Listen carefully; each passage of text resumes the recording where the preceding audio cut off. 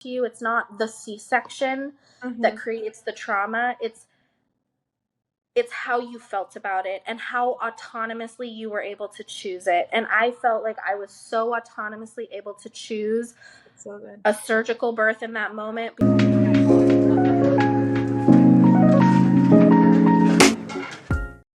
Welcome back to Unforgettable Birth Channel. Today we are chatting with a twin birth mama, and I hope that as she shares her first and second birth story with us, that it just encourages you that even when your birth story doesn't go as planned, that you can still be in control of your birth with just a simple mindset shift. Hello! Hi. Thank you so much for coming on and sharing your birth story. If you could just introduce yourself and say who you are and a little bit about yourself to kick us off. Yeah, so I'm Taylor and I have 3 boys. My oldest is 5.5, and then I have twins that are 2.5.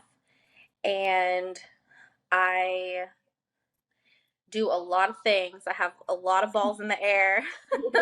But my main thing is I'm a prenatal coach and a birth doula. And so I love to be able to get to chat with other doulas like you and share my story and stories, I guess, and share them in a way that is educational and just kind of helps moms know what they don't know, because I think birth stories are so powerful that way.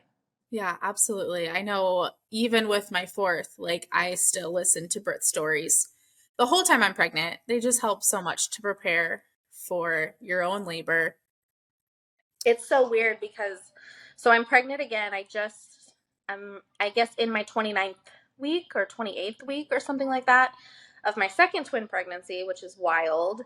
And um I haven't listened really to birth stories up till this point, but now I'm kind of starting to get the itch. I was like, why am I not wanting this yet? Like, why am I not just like diving? And I think it's been because I've got 3 kids now and I'm very distracted and I have a business and I just like, I listen more to business podcasts instead of birth stories. But I'm like, now I'm starting to get that itch where at night, like when I go to bed, I'm like, I just want to fall asleep to like a birth story or like, Yes.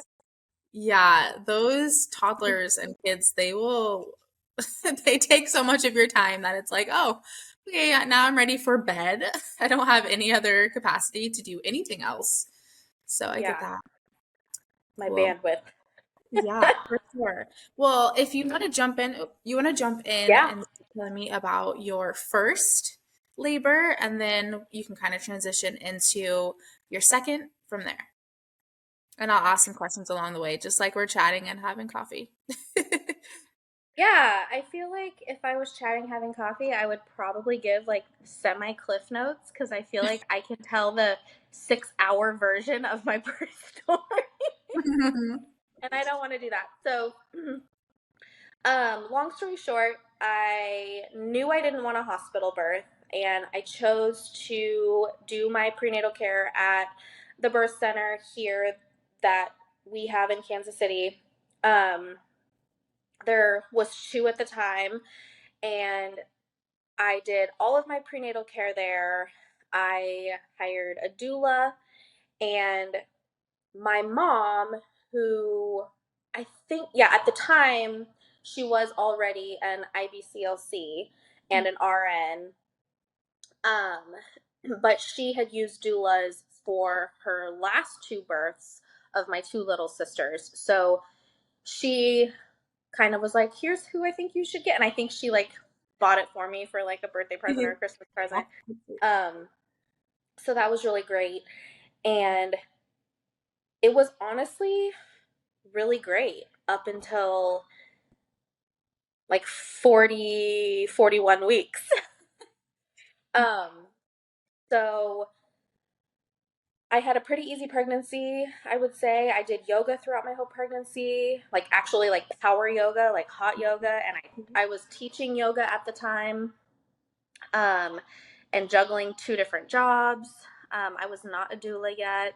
And so I I wanted to know everything about everything, and I dove into podcasts. I did not even know what a podcast, or I knew what a podcast was, but I did not even know how to listen to one. So I Googled, how do you listen to a podcast? And then I binged like every podcast I could get my hands on. And I felt like I was learning so much throughout the process of like, why does nobody know this stuff? Why is this stuff not talked about? And it was just like blowing my mind. And so 40 weeks rolls around, and at the birth center, and it's different in different states. But in our state, the law is you cannot birth there after 42 weeks. So they require that you're in active labor by 41 weeks and 6 days, like at some point that day. And at 40 weeks, I think there was still a lot of like non-concern, like, oh, it'll happen. You're first time mom. Nothing to worry about. We'll just, maybe do a few things at home, like do some evening primrose oil, do some massage, do some acupuncture, soften the cervix, like do some things, but don't worry about it. And then 41 weeks rolled around, and it was like literally the most anxious week of my life. And I just wanted so badly to not be transferred. Like, I just wanted to have a birth center birth. And the talk of home birth was kind of there, but it was like, I'm just not ready for it. Like, I just wasn't ready for it. I don't really know. I can't pinpoint exactly why. I think some of it was actually very superficial. Like, I wanted to come home to a clean house, and I didn't want to worry about my dogs, and I didn't want to, like, my house was kind of small at the time, and it was just like stupid reasons. But that 41st week, it was very much like, okay, I felt the need to push things along because I really, really wanted to have a baby there. And so in that last week, I did a fully bulb attempt 6 times in 5 days. I did castor oil twice. I did the breast pump constantly. I did an induction massage or two. I did acupuncture. I did all the evening primrose, all the wives' tales, but also like all of the kind of mechanical induction type things that you can do outside of a hospital. And literally nothing worked. They finally got the Foley bulb in on the sixth try on the fifth day. And I think I was 41 and gosh, I had to have been like 41 and 5. It had to have been like that last day, maybe 41 and 6 even. It might have been that very last day. Which for your listeners, what that means is a Foley bulb is like a little catheter tube that they put some saline solution in, and it sits on top of your cervix so that it can help you dilate. And in order to place one, you have to be at least 1 centimeter. So what that says is like I wasn't even 1 centimeter dilated. And my cervix was very, very far back and high. And so every single try was just extremely uncomfortable. And so then we eventually got to the chat about like, okay, you're going to have to transfer. And typically the way things work at this birth center is you transfer your care to a very specific hospital, and you have one of their midwives who has jurisdiction at the hospital. It's no longer that way, unfortunately, but that's how it was 5.5 years ago. And this particular midwife, the only one that has privileges at this hospital, she was unavailable. So they said, here's your choices. You can either go to hospital A and get whomever, or you can go to hospital B, which is a little bit more of like a intervention heavy hospital, but you will get this one particular doctor who is very well regarded in the city. And I was like, okay, I guess I'll go to the higher intervention hospital with this well regarded doctor because everybody spoke so highly of her. including my doula. Yeah. And so I went with that. And we got there at like 10 o'clock in the evening. And at this point, I think, exactly 42 weeks. Um, and I was under the impression that I was going to meet my doctor that night. And I didn't. She wasn't there. And I immediately, like the second I walked in those doors, was on defense, which, looking back, I probably should have prepared myself a little better for entering the hospital. But I was like full advocacy mode, um, and very much like anything that was being asked of me that was slightly different than how I knew I would have been treated at the birth center, I was like totally against. Like, no, I don't need a hep block. No, you can't do a ultrasound to confirm baby's position. Like, put your hands on me, like my midwife does. Like, who? What are you, stupid? And it's like these baby student residents, or what do they even call them? I think residents. These I think so. students, because it's a teaching hospital, and so I'm just like, I think I'm scaring these people. I'm like, no, I'm not signing your consent forms. Like, I'm not doing any of your BS. So I'm already making lots of friends. And, but I got really, really upset a couple hours in because I hadn't met the doctor. And I called the midwife on the emergency line, and I was in tears. And I was just like, this is an emergency to me. Like, I was told that I was coming to this hospital for this very specific doctor, and she's not here. And all of these, basically her minions, are here, like, trying to get me to sign things and do things, and I'm just not feeling it. And she was like, I'm so sorry. We were under the impression she was going to be there too. And the team there kind of informed me that, well, what we meant was her team would be here. And I was like, okay. And I think they even maybe didn't relay that fully to the midwives. Um, and so they're like, you'll meet her tomorrow morning. And so finally I was like, okay, fine. So I got some Cervidil to soften my cervix. They pushed for Cytotec really, really hard, and I had to fight to not have that. And funny enough, they even had it like taped to the monitor. You're like in the room, and the Cervidil was like, they had to like go downstairs and get it ordered and ask for it, and it was this whole thing. And they're just like, it was just one battle that was like, why do I have to fight this battle? Why can't I just get what I want? um, so I got that placed, and I was able to go to sleep that night. The night nurse that night was amazing. She was so just like courteous of my needs to sleep, and was super just gentle and polite. Every time she would come in, she would try not to wake me up. So nice. Um, I think my doula like came to get me settled and then went home. I don't remember. My mom might have gone home too, because I had quite a hefty birth team, which was great. Um, and then the next morning, we met the doctor, my husband and I, and great first impression. Loved her. She was so nice.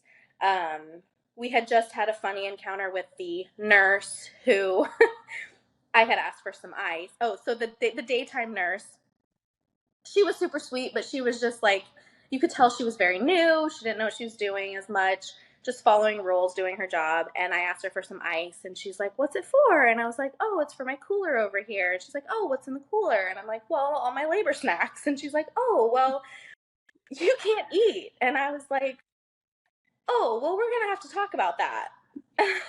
Yeah. And so we had just had that encounter, and then the doctor comes in, and she's like, oh yeah, totally, you can eat a good lunch, it's fine. So I was already like at ease, like, Yeah. she Good. seems great, we really like her. She's on board with the fact that I very much was going to have this baby at the birth center, so she knows what I originally wanted. And so we felt really good. And so we went into that day just trying to get things started, with cervical ripening agents. I think finally the the balloon fell out. Oh, I didn't tell you I got a balloon. So I eventually got a Cook balloon placed, which is like the Foley, but on the top and the bottom of the cervix, for those that don't know what that is. And that finally fell out. I don't remember when. Um, and so at that point, I was dilated to about a 3, but still did not have contraction pattern. So, of course, the talk of Pitocin came about, and we wanted to chat with the doctor. She was at clinic, so I think we got her on the phone, and we chatted through that, and she was like, yeah, I think that's a good idea. We'll just start it slow, blah, blah, blah. I think I took a shower maybe at some point before starting that. Um, and then we started that. And at some point, she came back over to see us, and it must have been later in the afternoon or evening. And something had switched in her. Like, it was very strange. Like, Interesting.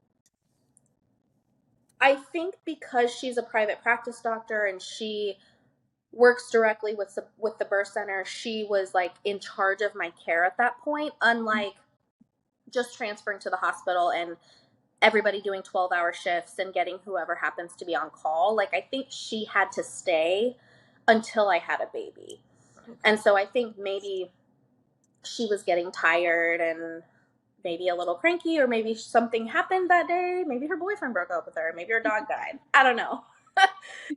But her demeanor had definitely changed, and it was palpable. Um, and there was talk of, well, we can't turn the Pitocin up anymore without an internal monitor, and we need to break your water, and um, nothing's really happening. And then this is where I kind of have, I would say, if I have trauma around the birth, this is where it stems, is she asked me, what's your end game? And then my husband kind of started to buy into that conversation, and he was like, yeah, babe, I mean, she's just asking, like, what's the plan? What's the end game? And I was like, to have a baby. Like, Yeah. if I'm healthy and the baby's healthy, we'll do this for as long as it takes. Like, what do you mean, what's the end game? Yeah. um, it just, and then when we were talking about breaking water and the internal monitor, I felt like I was asking questions and being talked to in circles. Like, there was really no answers being given. It was like, well, it's hospital policy and this is what's next and this is why. But then the answers just never really ever answered themselves. Yeah. And I just felt totally uneasy about it. Um, so I think we said, okay, let's give it a couple more hours, waited, and then finally, when they got the Pitocin as high as they could put it, um, without an internal monitor, that's when I finally said, okay, fine, break my water, do the internal monitor so that we can move this along. Because at that point, I was getting very frustrated, and I think I was also like, I think at one point contemplated, like, I'm just gonna leave. Like, why am I even here? And retrospectively, I kind of wish that I had. Retrospectively, I wish that I wouldn't have gone in that night to get induced at all. Yeah. Um, so I, I, I think they turned the Pitocin off. Yeah, because they had to turn it off because it was as high as it could go. They broke my water. They put an internal monitor in, and then restarted the Pitocin.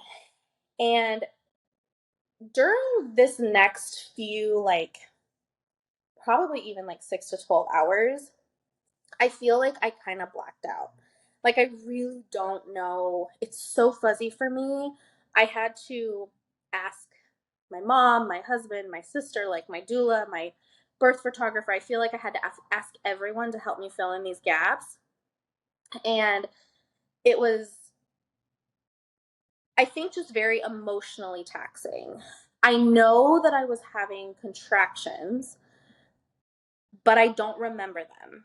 I don't remember what they felt like. I don't remember being in pain. Yeah. I remember more just being very emotional about like being here and having things happen that I didn't quite want and having to keep like advocating for myself. Like I think I was just pissed that I had to keep advocating for things. Um and eventually I'm pretty sure what happened, and I don't remember exactly what time it was. The emotions just like got to me and I was like asking for a C-section. I think I'm like, I am just so done. And again, I know logically that this had to probably be coming from pain as well, but I don't remember the pain at all.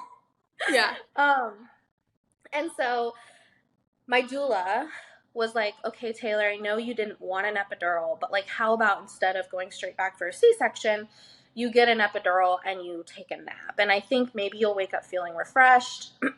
And so I agreed. I cried in the bathroom with my husband before finally agreeing to that Mhm. and got the epidural. And I did fall asleep. And this was actually pretty early in the morning. Um, I think we might be to Saturday now. So I went in on Thursday night. All of that stuff happened over the course of Friday. And the epidural talk kind of happened like late into Friday night. And so Mhm. now we're into early Saturday. And I asked them to turn the Pitocin off while I was waiting for the epidural. Um, so I must have been in pain because I was like, F this. If I'm going to be like feeling this, I might as well, or if I'm not going to be feeling this soon, I might as well not feel it now. So they placed the epidural. I finally fell asleep, which, oh my God, I needed. And then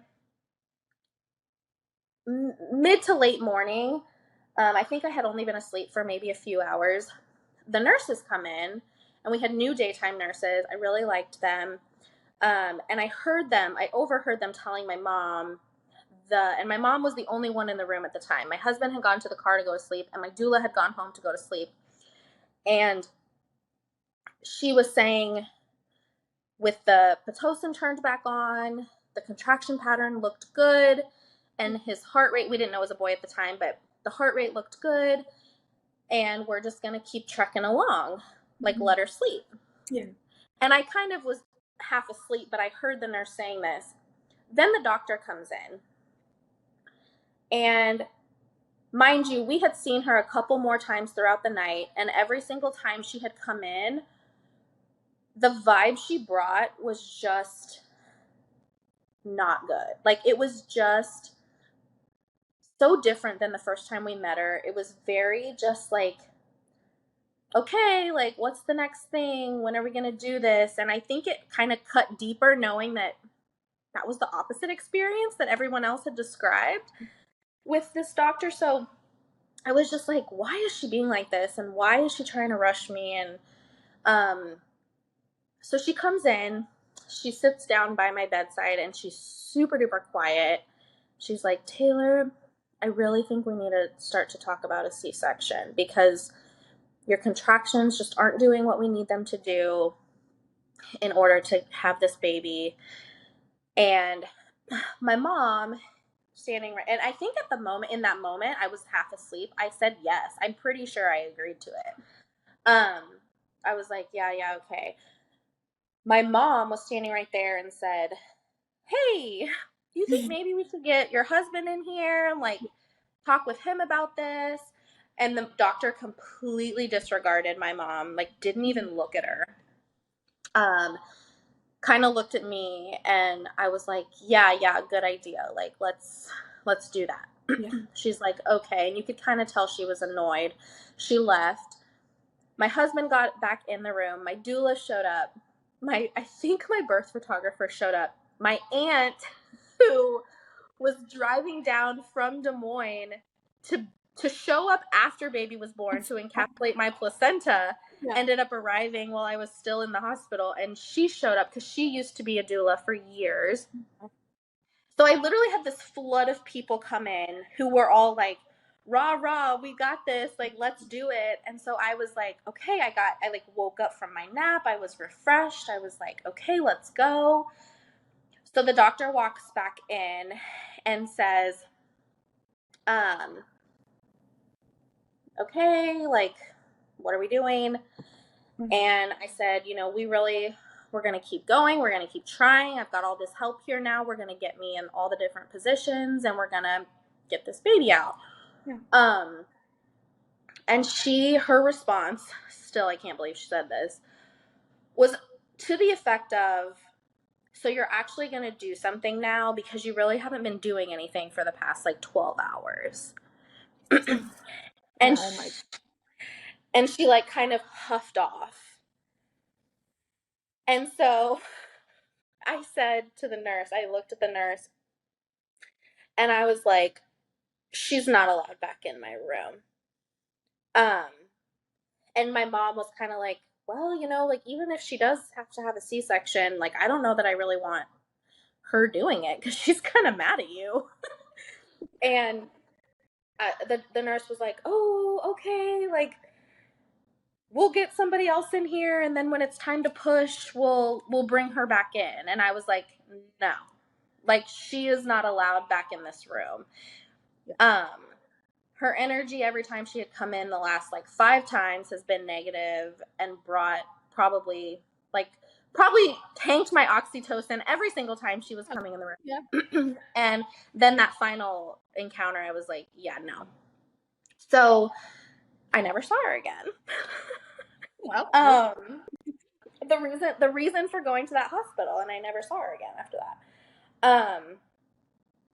And so at that point, we were doing all the things, mega, mega, like sideline peanut ball, hands and knees, bottom of the bed drop down, really, really doing all the things.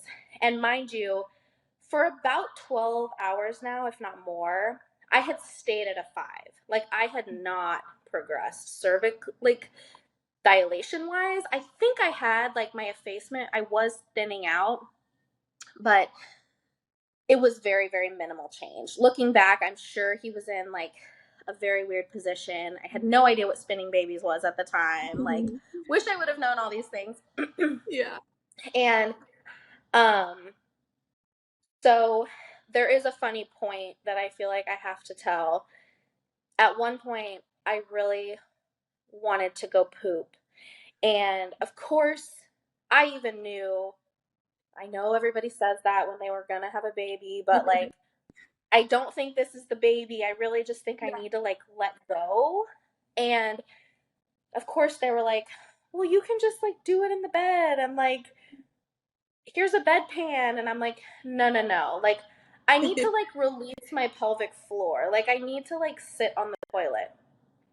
So my mom said, well, can we get like a bedside commode in here? Can we help her onto it? She's like, let me go ask.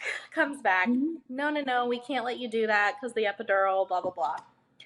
So I'm leaning back on the bed and pressing my feet into the bed and pushing my hips up, like thrusting my hips up, showing Yeah. my mom, like, look, mom, like I have control of my legs. I can do things. Like, um, but they were, of course, their rules are their rules, and they would not let me get out of bed. So I started to get down onto the floor and crawl. And my mom was like, what are you doing? And I'm like, if you're not going to help me to the bathroom and they're not going to help me to the bathroom, I'm going to crawl to the bathroom.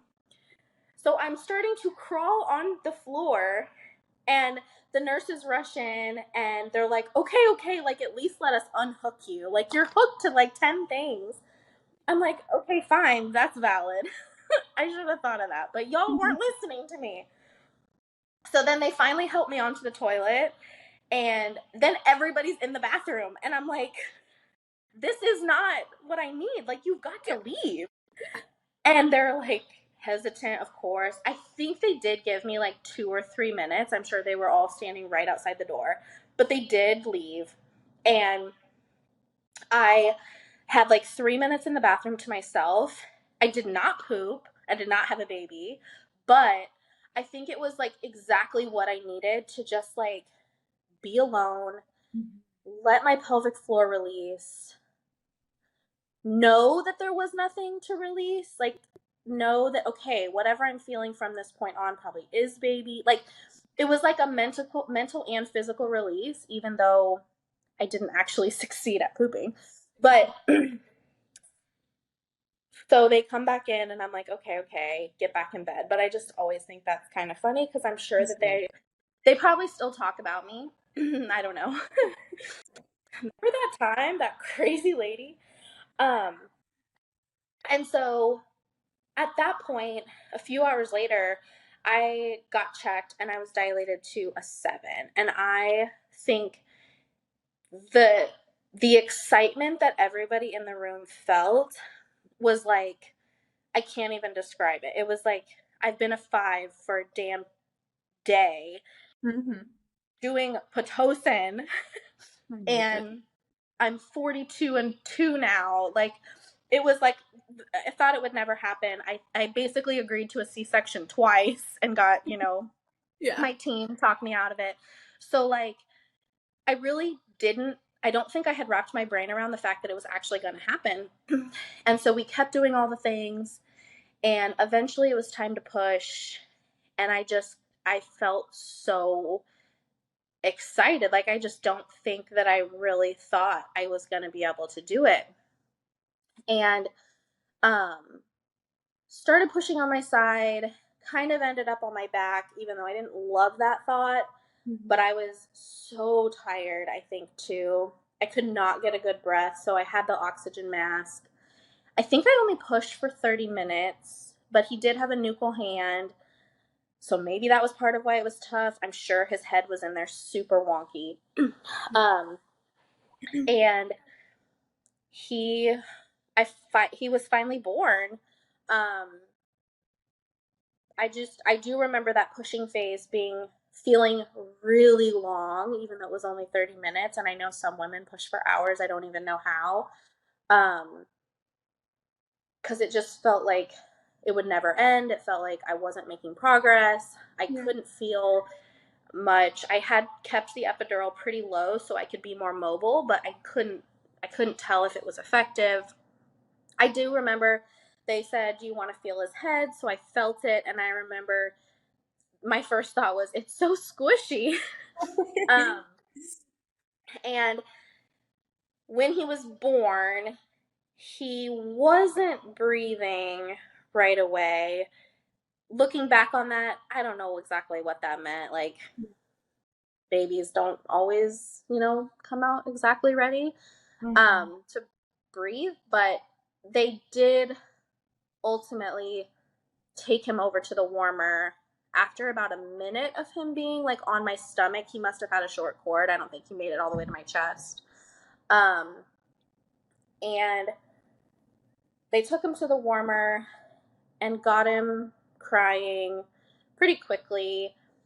And I remember thinking, like, I just was so relieved to have him out of my body. Like, it felt like taking the biggest poop of my life. And it was just it was so uncomfortable that I was so relieved to have it over.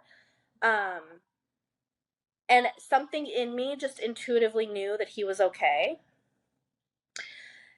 And then after that, I, I did hemorrhage and I did end up getting taken back to the OR for a DNC, which I think had a lot to do with as all the pitocin that I had, and they were very aggressive with my placenta. Um, all things that I, of course, had on my birth plan not to happen. All things that when you switch providers 2 days before you have your baby, and then you switch providers again 2 hours before you have your baby, like that, I guess, happens. Um, and they did pull my cord off the placenta. I don't know if that contributed to some of the hemorrhaging. I think they did classify it as a retained placenta, but it really had only been like 30 minutes, so I don't know if it actually was. A lot of those details, I don't know that I really trust or believe as far as like, It's um, so, but I don't have any real trauma around that. We had collected colostrum during my last couple weeks of pregnancy due to all the pumping. So my mom fed, my mom helped my husband feed Oh, um, him while I was back there. So there was no like, they weren't like, oh my God, we have to supplement because she's yeah. not nursing. And so I was really glad to have my mom there. And when I got back, my husband said I was like white as a ghost. I had Mhm. lost enough blood to need an iron IV the next day, but not a blood transfusion. Good. Yeah. So yeah, that was his birth, and gosh, I learned a lot. And I don't feel like it was one of those situations where some doulas describe like I had this super traumatic experience and now I have to like save women from this experience. Like that's Mhm. not how I feel. Because I don't know that that's necessarily the right reason to do this kind of work, birth Yeah. work. But I do feel like the gap in education and the fact that there was so many things that I realized this is not common knowledge. Moms wouldn't even know to ask for this thing is what like propelled me into this work, even though even for years after that I still pushed it away. um like no, I can't be on call. No, I Yeah. can't do that. So yeah, I don't know if you want to if you have Yeah. questions about that before I move on cuz I know I'm like let me give you the short version and then 30 minutes later. That's okay. I loved it. I was just so intrigued. Like, I love that you fired your provider or the provider that was there because I think that's so important. Like, and for moms to know that you can do that. Like, if Yeah. the provider isn't being kind to you and just feels off and is like lowering your, like, just making you feel weird and uncomfortable and yeah, I think it's important to know that you can do that. And I'm glad that you did and listened to yourself and trusted yourself. I mean, first time mom too, like that's scary. Like you can do all of the, education and stuff, but like once your whole birth plan goes out the window, you know. So I'm glad that you did that and I'm glad that you stuck up for yourself and advocated for yourself. I don't think I would have had the full on courage and self trust had I not had my team right Yeah. there, like to push me Encourage. toward that. Yeah. Absolutely. Yeah. No, I can agree that I feel like having a And support. nurses too, just so your listeners know, like I didn't mention this, but that second night we got kind of a newish nurse again and we ended up asking if we could switch to the nurse we had the first night. Like we were like, "Hey, it's nothing personal, Yeah. but we just need someone who's already been with us one night, knows our situation. Like, we're just going to ask for her again." And they did switch our nurse. So Good. you can Yeah. ask to switch nurses too. Wow, that's great. Yeah, I'm glad. Yeah. So you said that you pushed doula work away for a while. So how long after did you start doulaing? I took, I took the spinning babies training that Yeah. came here in fall of 2019. I was not a birth worker yet. I was the only non birth worker in the room. And I then took the training the very next February, which happened to be 2020. It's when I started my business. Hey, January 2020. We're Yeah. like, let's do an in-person business Yeah. where we're not going to be allowed into hospitals right at the beginning of 2020. Man, it's crazy. Yeah. Thankfully, I was in Washington still, and there was Mm, two hospitals that allowed doulas in. But yeah, the rest of them. okay. But yeah, those hospitals were great. Like I'm so thankful that they really pushed for doulas. So That's amazing. Yeah, I was able to attend 3 births at the end of 2020. So October, November, December, I had three and I was allowed in. I think the first one, they're like, we want you to wait until your mom's in active labor. But then the other two, I think I was able, well, one was at the birth center and then one was at the hospital and they let me in just fine. So good. luckily by the end of the year, they were a Yeah, little better about it. yeah, for Um, sure. Okay. All right, so dive into your birth story number two with your twins and kind of like I guess, how was it different than your first? Mhm. How the planning and prepping, and just your different things that you chose? Like, did you choose a home birth? Did you choose to have another birth center birth or try, or did you just go to hospital? What did you do there? Yeah, so I very, very quickly knew I was not gonna do a birth center birth again for two reasons. Number one, I'm like, well, if I went to 42 weeks the first time, maybe I could the second time, and I don't want to risk transferring for that reason. And number two, I felt extremely dropped after I transferred. Like, I felt like the care, and maybe this is a systemic problem. I'm not like blaming the midwives. It was more just like, I think they're probably overworked and they don't have a good system for follow up. But like, I just didn't feel like my story was regarded. I didn't feel like their follow up was good. When I finally did go in for my 6 week appointment, it was, oh, well, at least he's here now, kind of Yeah. BS talk. And I was just like, yeah, this is not cool. Mhm. Like, I would have wanted a midwife to call me like 2 days later and be like, talk to me.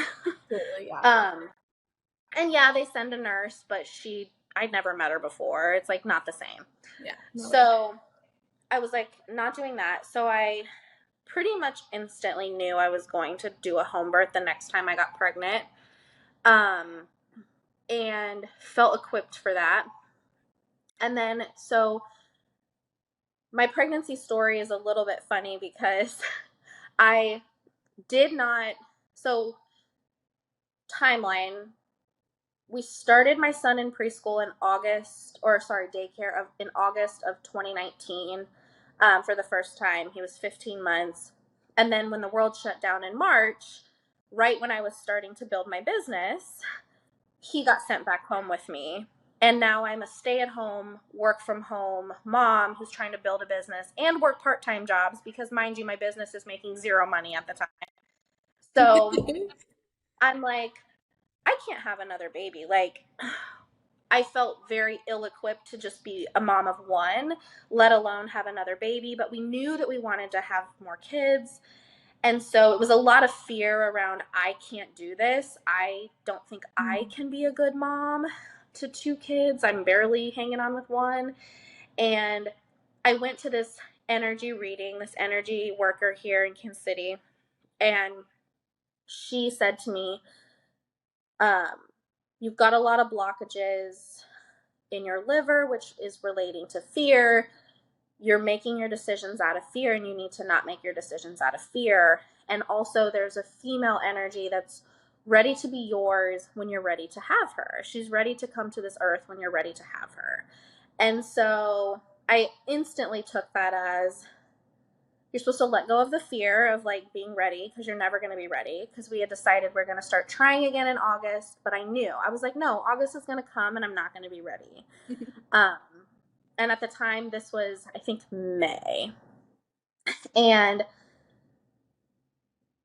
so, and I was like, okay, so that must mean we're going to like have a baby girl. And we thought my son was a girl the whole pregnancy. And then when he was born, obviously he wasn't. Um, and so it was just like this weird, like energetic, like go ahead kind of feeling. And so my husband and I were using the tried and true birth control method of pull out. And I was like, don't don't worry about it this time. Like, I'm 3 days away from starting my period. I'm not ovulating. Like, I shouldn't be ovulating according to my online app Yeah. tracker. And you know, we're going to not make decisions out of fear. Yep. Yep. Did not expect to get pregnant because I truly thought I was not ovulating. I was supposed to, according to my app, Yeah. and it was pretty consistent. I would have started my period in 3 days. So clearly I ovulate late in my cycle, I guess. And not only ovulate, but double ovulate. um, so got pregnant that one time that we didn't pull out.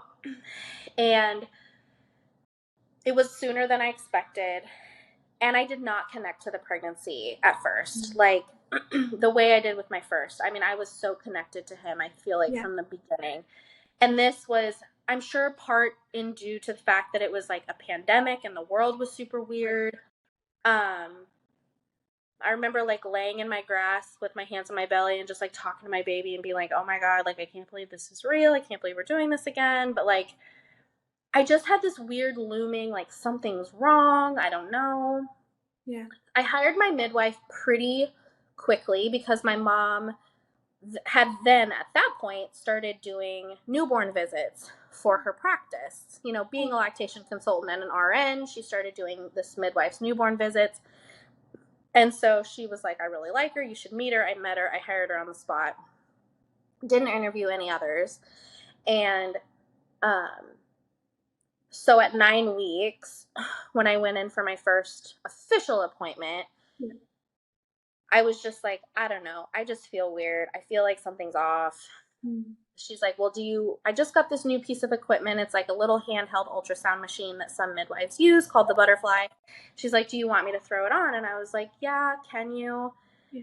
Um, and I have a very funny video on my Instagram of finding out there was two in there at 9 weeks, and it was clear as day. Like the second Oh, she put that wand on, it was like 2 sacks instant. oh my goodness. My husband's like belly laugh when she said, Taylor, I think you're having twins.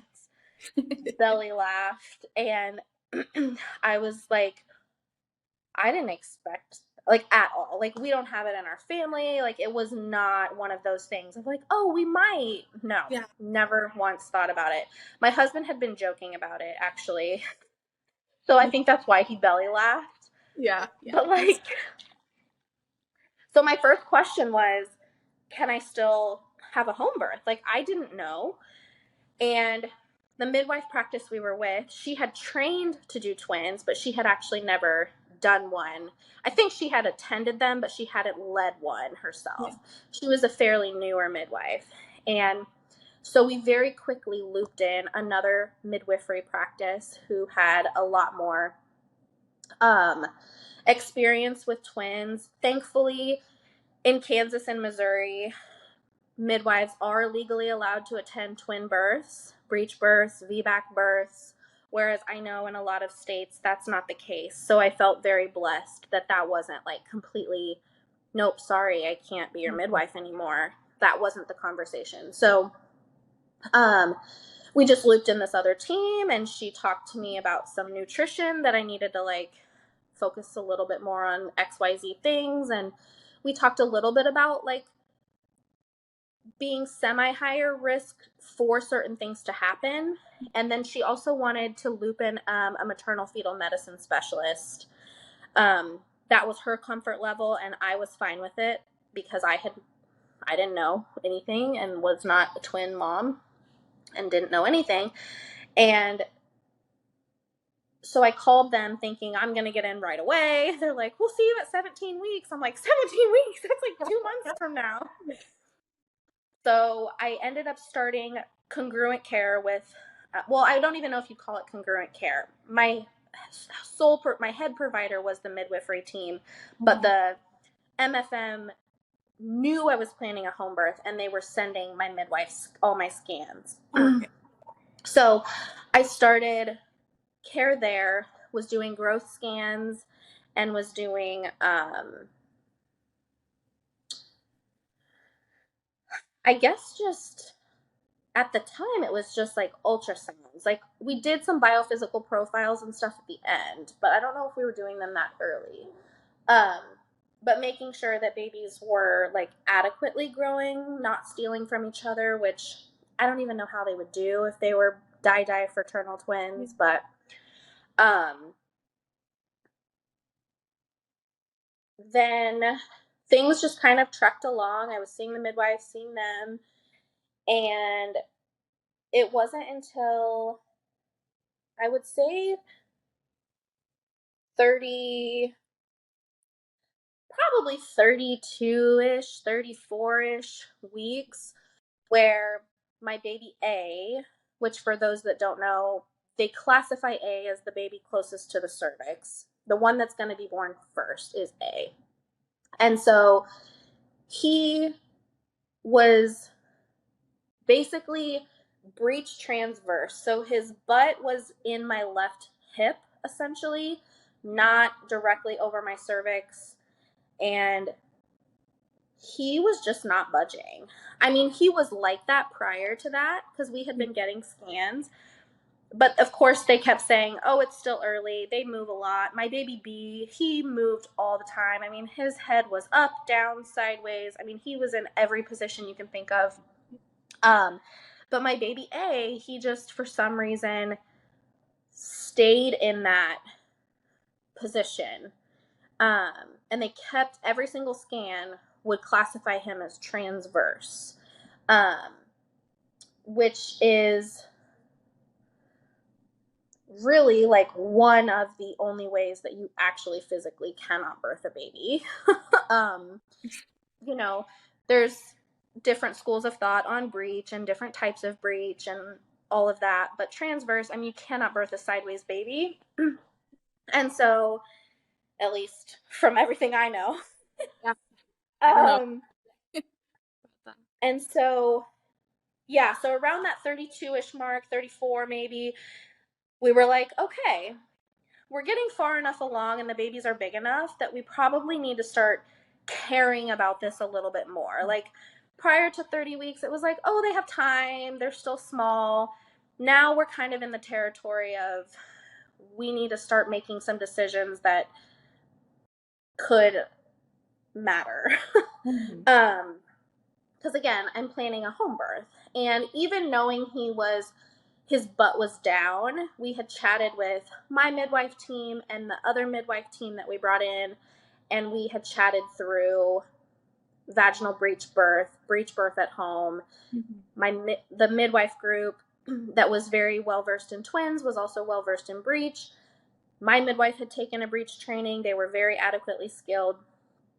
And so we were prepared for, okay, the plan became as long as we can get him to go breech, we'll have a breech home birth.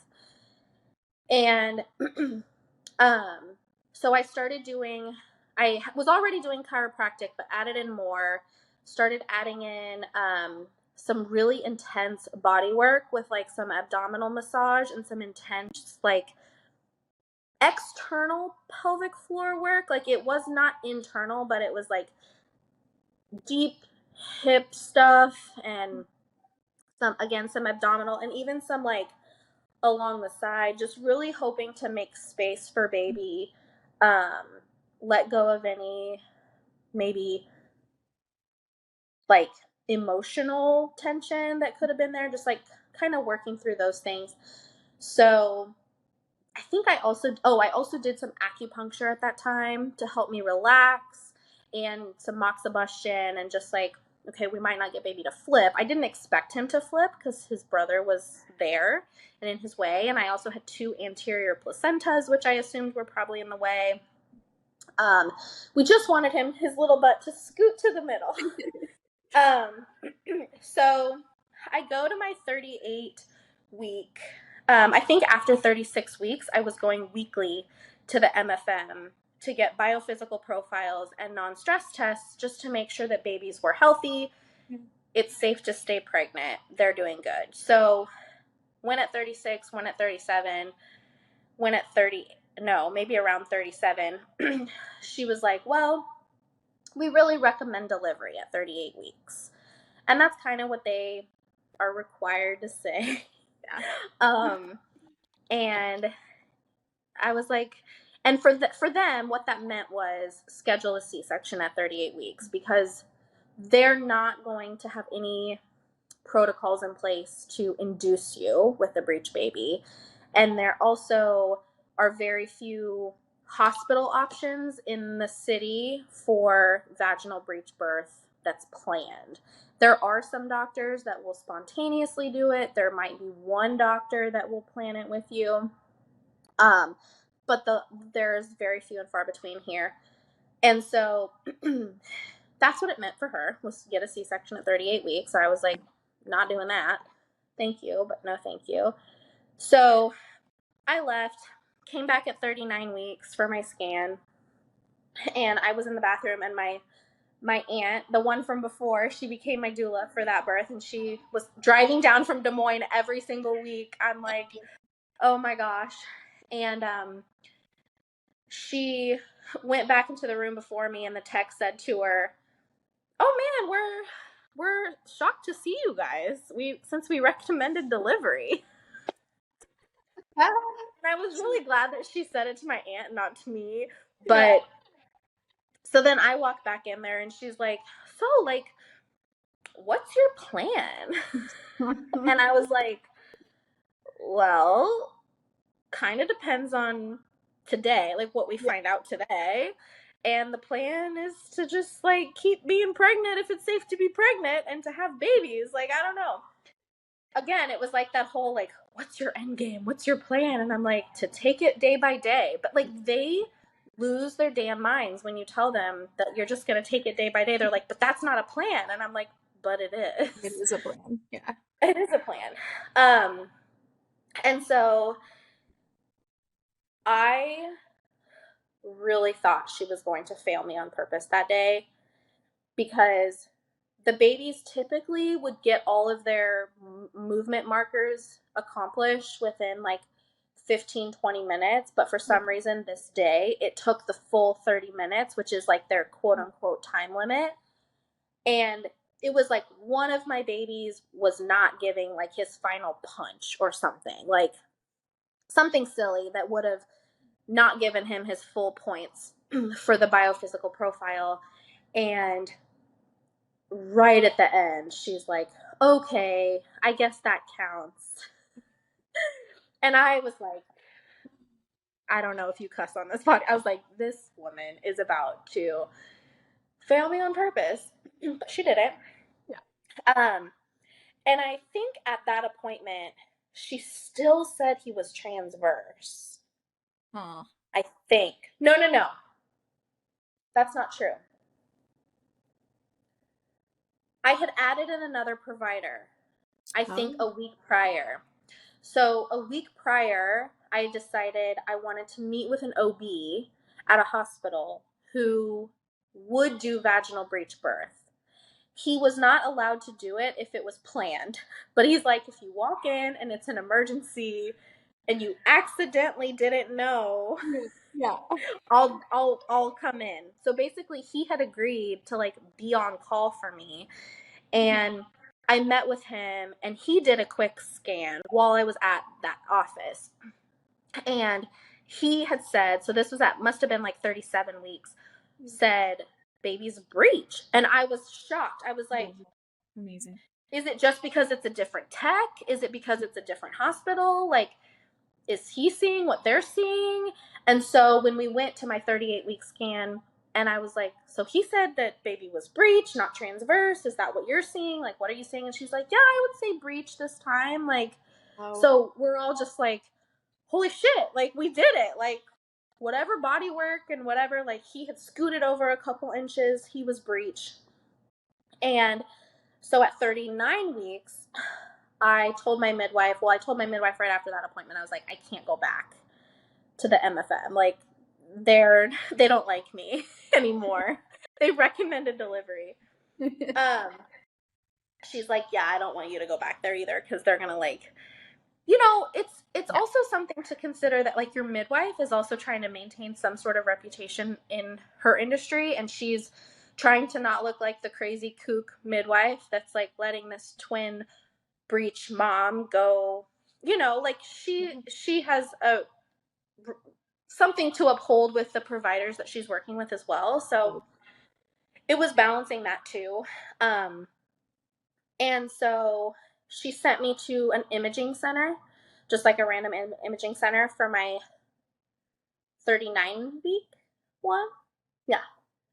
Um, and then I'm still pregnant at 40 weeks with twins.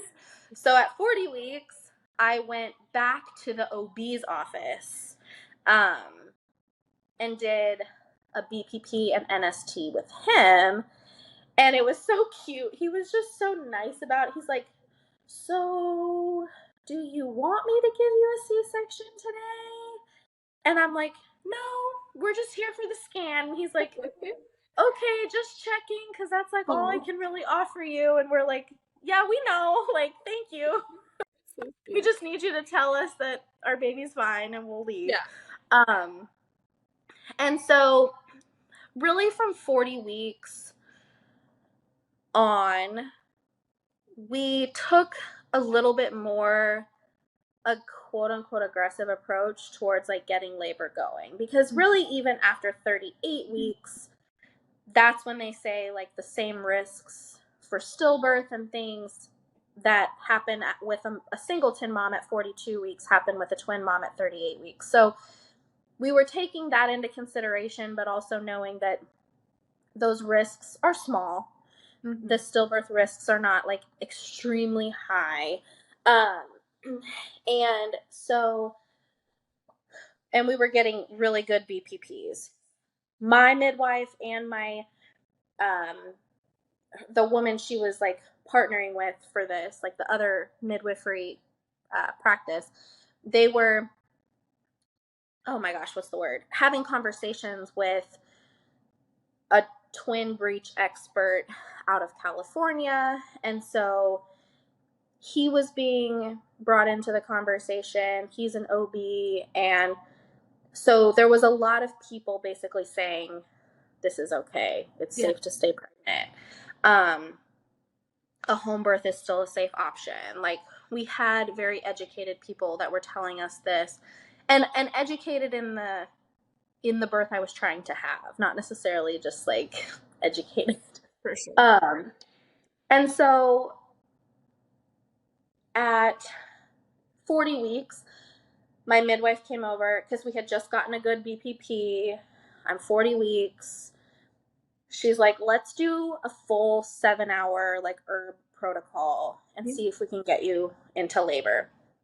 Especially because baby's also in a good position now, and baby hasn't been in a good position. So we're also toying with the idea that like baby could slip back and we don't want that to happen. So like, let's move things along while baby's in a good position and they're both healthy. So we decided to do the herb protocol.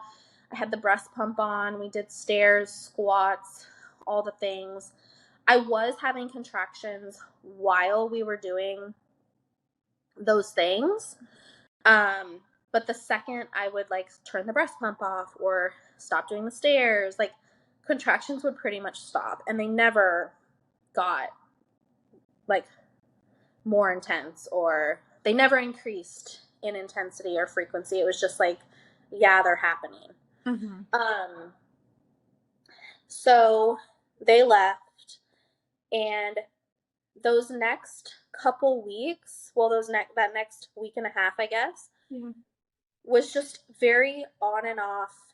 Today we're going to do something. Today we're not. Today we're going to rest. Today we're going to leave it alone. Mm-hmm. Because they were also trying to, like, we don't want to force labor on a breech baby. We also don't want to not do anything and risk next time you go in for a BPP, babies aren't doing well and you need an emergency C-section. Like, we were really trying to balance all of these factors at hand, and it also became very stressful, just For like sure. the end of my last pregnancy, where I'm like, why is my body not going into labor? Why do the end of my pregnancy, like, why do I have really great pregnancies and then at the end I feel like we have to rush things and we have to push things? And like, I knew why. It was like, I knew why we weren't just waiting, but I also wished we could just wait. And it was just hard, emotionally, like every day wishing and waking up pregnant, and you get all of the text messages and all of the people, and Yep. my mom was fielding a lot of the fear from my grandparents and things like that. They weren't texting me, thankfully they were texting Yeah. her, but then she's taking the weight of that. um, so it was just a lot of very heightened emotion. And my aunt, who was my doula, was so kind to drive down every single week, but I started to feel super guilty about the fact that she was doing that. She started doing that at 38 weeks. So Wow. we're going on week 4 of her doing this, and I'm still pregnant with twins, thinking like, of course she's gonna have twins in a couple weeks. They're twins, like, and just like it felt, I felt like a watched pot, even though literally everybody said the words, "You're not a watched pot. We're not watching you. Just do your thing. Like you're fine." Like they were physically telling me that, and I was just like, I still feel that way. um so there was definitely another day where my midwife came over. This time it was just her. She didn't bring the other midwife. She didn't, my doula wasn't there, my mom wasn't there, and she did the herb protocol again just with me. I think during that last week and a half I did castor oil like maybe 3 or 4 times, but I did it, once was in eggs, once was in like vodka orange juice, once was in like a shake, you know. Again, the breast pump, the squats. My husband took me to the gym. Of course, everybody was instructing me to have all the sex, and I'm just like, this feels really, really sexy right now, especially because you guys are probably at home, like, thinking, are they having sex right now? Like, I'm just like, this is not fun. And so, again, it just felt like, God damn, like, why can this not just happen? Why do I have to try so hard to get this to happen? Um, and so 41 and 4, I'm sure there was a lot of emotional breakdowns in there that happened. And that day, my midwife came over. Maybe that was the day she did the herb protocol with me, and then she had left. She's like, just rest today, get in the tub, have a bath. So I did that. I got out, I laid in my bed, and this was around 2 p.m., and my water broke. Um, Baby A's water broke. And I remember laying there thinking, like, okay, I know what just happened. And I walked to the bathroom. And I think in like when I was laying in the bed, I think I was a little bit excited. And then when I walked to the bathroom, I immediately got like very panicky. There was some meconium, so I think maybe I was slightly like concerned about that. But I was like, well, his butt is right by my cervix, so that's makes sense. Even for a head down baby, meconium can happen. Mm-hmm. But I was like, immediately put into a panic. I called, I think, my midwife first, or maybe I called my mom first, and was just like, my water just broke. I'm freaking out. I'm like hyperventilating. I'm like, Taylor, like, you're a doula. Like, you know what happened. Like, why are you freaking out? But in that moment, I was not a doula. I was very much just like, holy shit, this is actually happening. Freaking out. And called my midwife back because she had pretty much just left a couple hours before. She came back. Um, and mind you, so this is a Thursday. I had a vaginal check the Sunday prior, so 4 days prior. And I think throughout that last week and a half, maybe I did like 3 membrane sweeps. Like we were just trying again to do some things. And so she had stretched me a little bit during those sweeps. And on Sunday prior, so right at like 41 weeks, I was dilated to a 5. I don't remember how effaced I was, but my cervix was stretchy enough. I think she stretched me to a 5. So I was sitting at a 5 for over a week, roughly. Um and during that vaginal exam on Sunday, she had also told me I fully feel his butt, which was like great news. Like Yeah. he's in a proper breech position. Like there's a butt plugging my cervix, which means there's far less risk for cord prolapse. Like we were all really, really happy about that. That means there's good pressure on my cervix, all the good things. And so water broke. She comes over. Contractions still are not really happening. And so again, we probably did some tinctures. I know I did the breast pump. She sent me to walk around my block with my husband. I was doing squats like every 10 steps. My back hurt so bad, so walking sucked. It was the middle of winter. I mean, it was February, and that winter was long and snowy and cold as hell. And like, it was snowy outside. I had my boots on, walking around the block. And finally, contractions were starting to come. And because I was already dilated to a 5, I think the thought was, we have a pretty large team to get here. We should probably call them because things are probably going to move quickly once they start moving, because she's already a 5 and she's a second time mom. So she called the other team over. They said hi to me. Like, they like peeked in, said hi, left. Like, they were over in the other room. They were like setting up the birth pool, I think. And it wasn't too long after everybody got there. I mean, it might have been a few hours. I don't remember. My contractions stopped again. And it was literally like, what the hell? And like, even in this, like, there was a really funny moment in the shower where like my husband and I were in the bathroom together, and I'm in the shower and he's having me like do squats in the shower.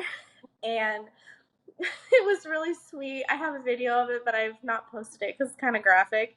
And also, the baby was literally shitting out of my body, like pooping out of my body the entire night, like from 2 p.m. Yeah. So I was wearing a Depends because my baby was pooping out of my vagina for hours and hours and hours. I'm like, that's a story to tell at the wedding. For real. The whole time he was measuring bigger than his brother, and he ended up being born smaller. And I'm like, it's because you were pooping first. It all out. You pooped it all out. Oh. So it was just this funny moment of like, I'm squatting in the shower and there's literally baby poop running down my leg. And so we had some really good moments like that, some moments where we were able to pull away. Mm-hmm. And in that moment, that's like exactly what I needed. I was like, I just need to be alone. There's too many people here. Mm-hmm. Even though they were keeping themselves hidden, it was just like, again, it was that feeling of everybody's here for me. And like, this isn't happening. Like, why are my contractions stopping again? And everybody's here for me. And so my midwife finally asked me, like, do you want me to tell everyone to leave?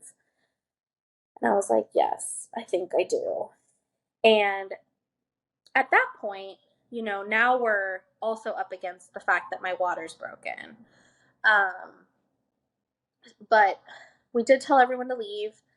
And then she came up, and my mom and my doula were still downstairs on the couch. But the whole other midwifery team and all the assistants and everybody left. And my midwife comes up and asks me, like, do you want everyone to leave? And I knew what that meant, like, meaning my mom and my doula. And I knew that it was going to break my mom's heart. But my husband ended up, I think, going down and delivering the news that, like, we really just needed to be completely alone. And so I fell asleep, which was disappointing. My midwife stayed. She stayed on the couch, I think, the whole time. She was still monitoring. She was still checking, you know, she was checking vital signs, checking for fever and all of that. She was checking baby's heart tones and stuff. And then some point in the middle of the night, my body went into labor, like on its own. And it was the best feeling in the world. I had never experienced that before. I'm like, literally every single contraction I've had in both of my labors up to this point has been induced in some way. Yeah. And this time it wasn't. And I didn't wake my husband up. I didn't wake my midwife up. And it was just me and my babies for about an hour and a half. And we just like walked around the bedroom. I got in all different positions. I leaned over the bed, the birth ball, the floor. And it was just so good. And I remember talking to them, especially baby A, because he was kind of in charge here. And I was like, I'm listening. I hear you. Like, I don't know what's going on in there, but like, I trust you and I'm listening and we got this. And Then labor stopped again. And this time it felt different. I was like, Yeah. I feel like they're giving me a break this time because they know this is the real deal. So I'm going to go back to sleep and then things are going to really pick up, is what I thought. Well, I woke up the next morning and I was pregnant and labor had not started back up. And I was a little discouraged, but I was like, okay, I'm just going to get in the shower. Yeah. So I got in the shower and I had the pivotal conversation with my baby. And it was just like, you know something I don't know, and I don't know what it is, but you keep stopping labor. Like, Yeah. there's a reason why you keep stopping labor, and I'm not inside there. You know something I don't know, and I told you last night that I was listening Mm. when things were going good, so I have to continue listening when things aren't going good. Like, I have to keep Yeah. listening. I'm listening.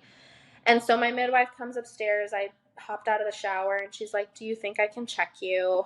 And it, mind you, again, this is Friday. I hadn't been checked since Sunday. Yeah. So I said yes.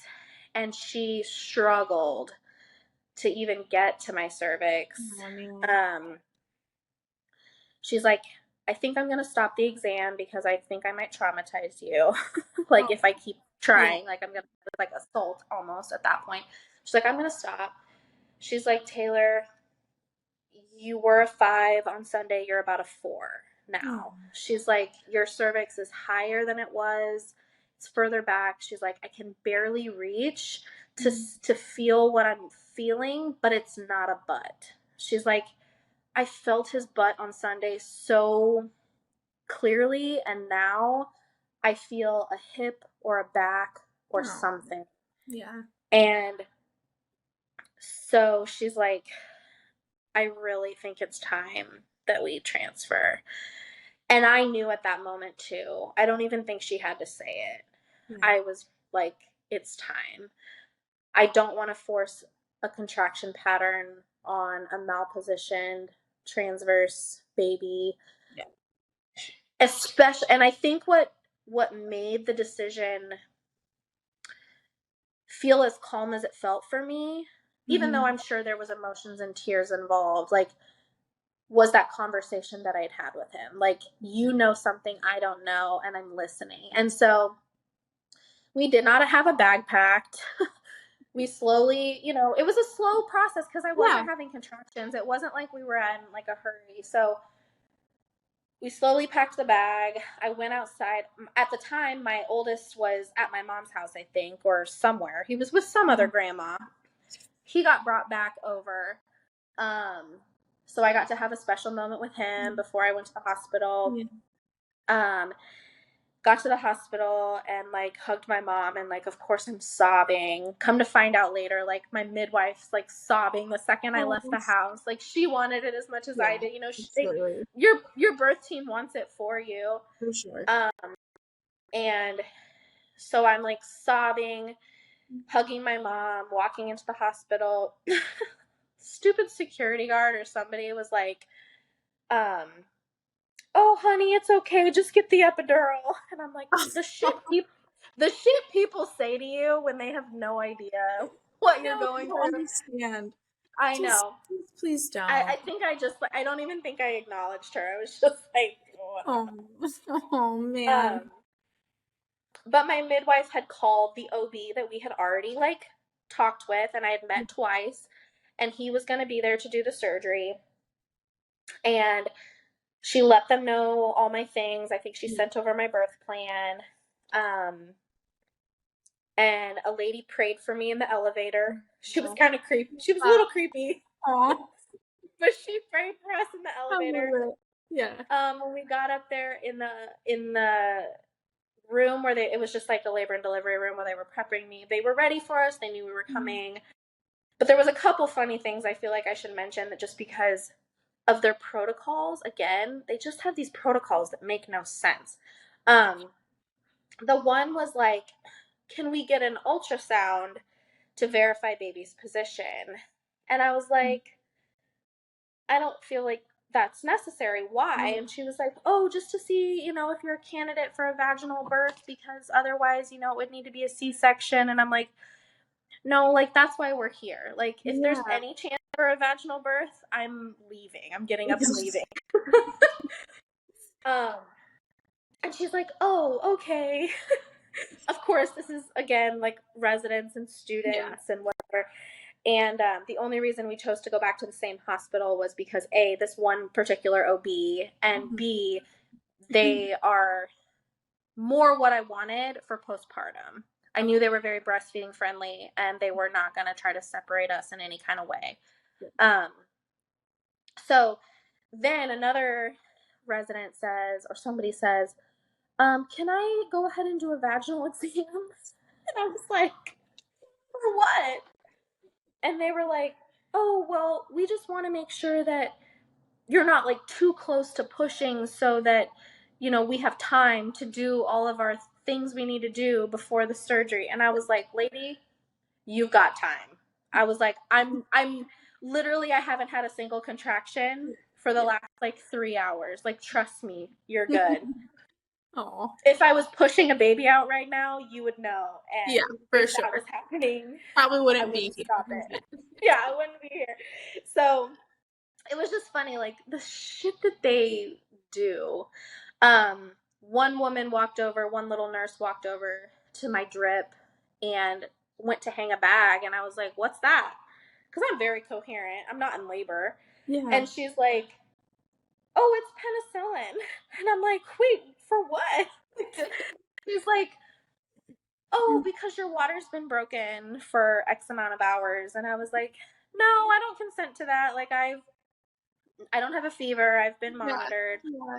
And this poor little nurse, she's like, "Oh, okay." Oh. I had to not fight them about keeping my placentas, but they were definitely kind of like, "Well, I don't know. We don't recommend that." And Mm-hmm.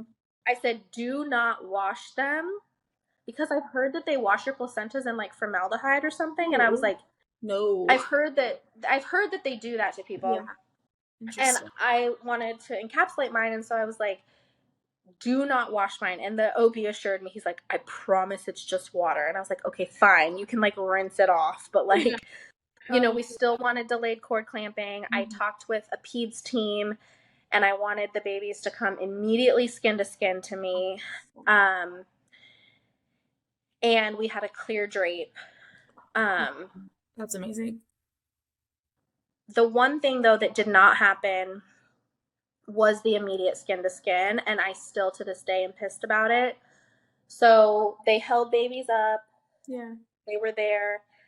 And then I was like, okay, I'm ready, Yeah. and thought they were going to come immediately to me. And they took them over to the warmer. Wow. And apparently they had done a bait and switch with the nurses. Like the nurses that I talked to in the room were not the same nurses in the OR. And I screamed bloody murder across that OR. Why are my babies not over here? Bring my babies over here. I was cussing them out. I'm like, why the are my babies not over here? And I finally am like to my husband, like, go find out what's happening. And Yeah. he, when he relays the story back to me, he's like, Taylor, it was like 30 seconds they were over there. But I'm like, Low. I don't care. And thankfully they did apologize after the fact. But outside of that, they were perfectly healthy.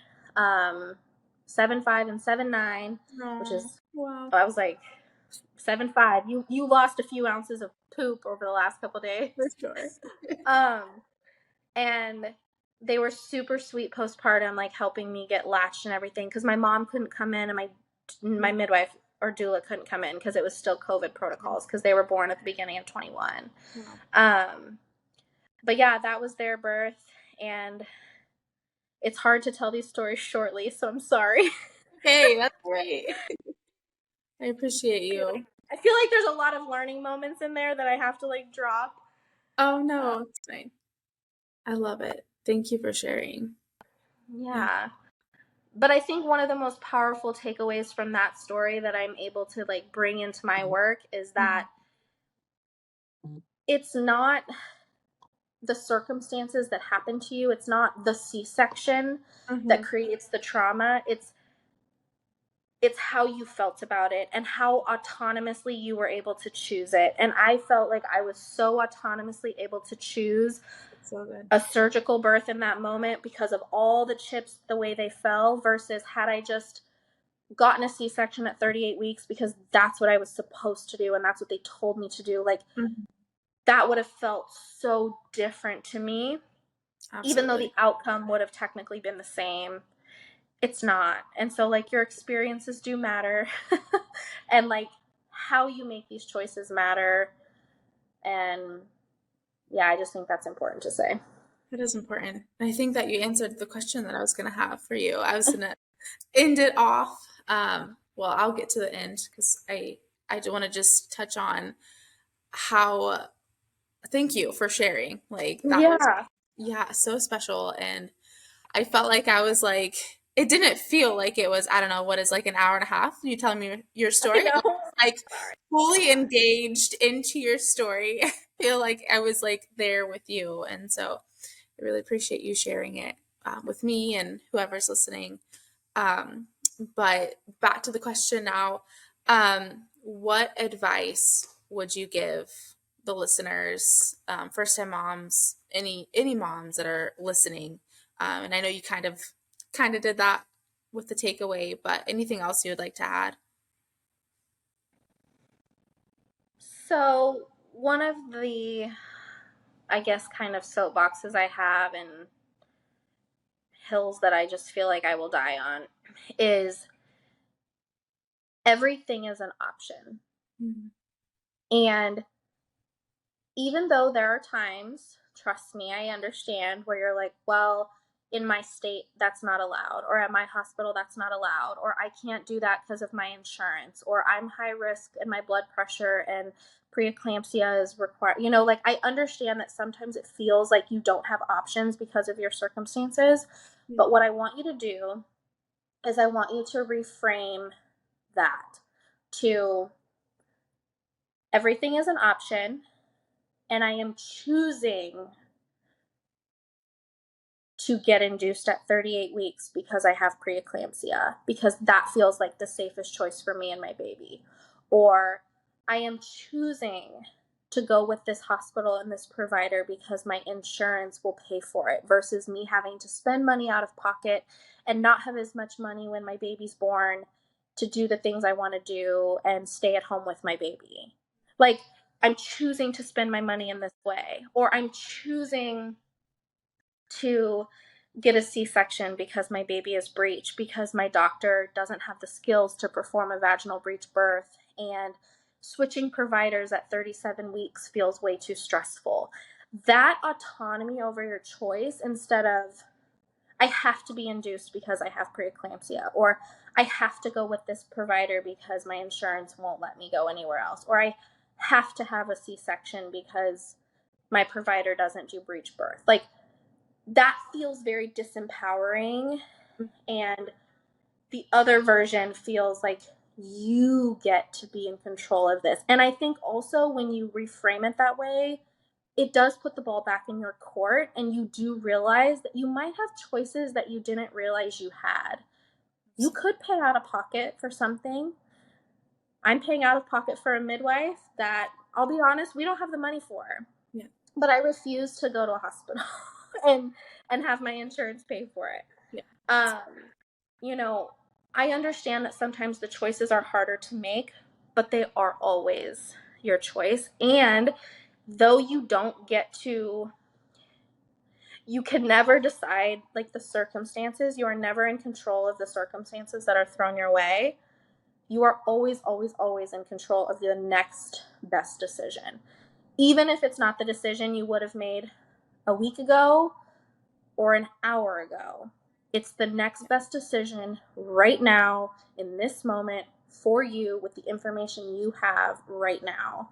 And I just think that embodying those two ideas will give you so much power in your birth. Absolutely. Yeah, that's so good, Taylor.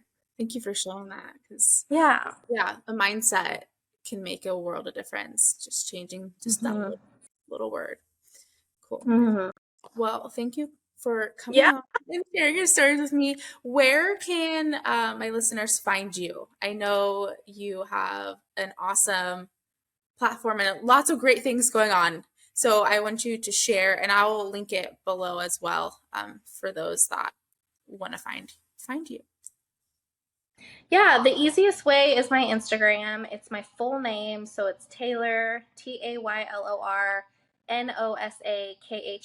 My last name is kind of long. Taylor Nosakera on Instagram. All my links are in my bio, but my website is With You Wellness KC, and all my links are there too, as well as I have a podcast called Driver's Seat Moms, um, where I really try to put moms back in the driver's seat of their pregnancies, their birth, their life, their motherhood, and um, so many good resources on the Instagram and the website as far as like free resources as well as paid options if you want more support. And yeah. Cool. Awesome. Great. Well, I hope you enjoy the rest of your evening. Yeah, you too. Thanks for sticking it out long with me. Absolutely. You're welcome. Thank you so much for tuning into this birth story. If you love birth stories like I do, make sure you hit the subscribe button so you do not miss out on any of the birth stories that are to come. Thanks for watching.